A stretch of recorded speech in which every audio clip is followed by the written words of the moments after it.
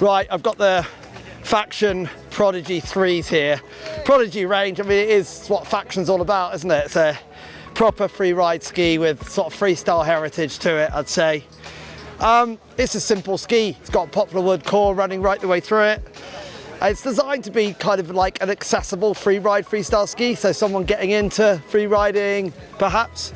But I tell you what, I think it also goes right up to sort of, you know, a higher level than that, let's say that. I'd skied on the Studio 3 before this one. I prefer the Studio 3 a little bit, but maybe the snow conditions I tested it in were a little bit better, so I'll give it the benefit of the doubt. In the powder, the Prodigy is, you know, fantastic. It floats around, it turns on nothing. It's very pivoty as a ski. Got into some choppy stuff. I found that a little bit harder in the choppy stuff, but it is 106 underfoot.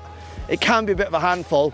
What it is good at though is turning quite quickly, sort of pivoting around. If you keep the ski flat, there's a big rocker on the front. There's a big tail rocker as well. So yeah, then on the piste, again, it's got more of a freestyle feel, so it's quite kind of fun to slash around with. You know, don't try and overperform it, really. Just have fun on it. And then it's super grippy if you start doing longer, faster turns. It's a bit of a beast of a ski, this one. 184 size, 106 underfoot, so you can certainly ramp the speed up, and it's not gonna kind of find it too tricky to handle. Pretty stable, I would say. Big fan of Faction and always enjoy skiing on their skis.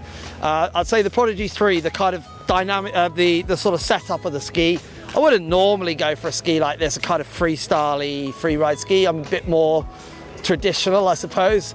But I'll tell you what, I wouldn't say no to this one. If I had it for a whole week, I'd be very happy.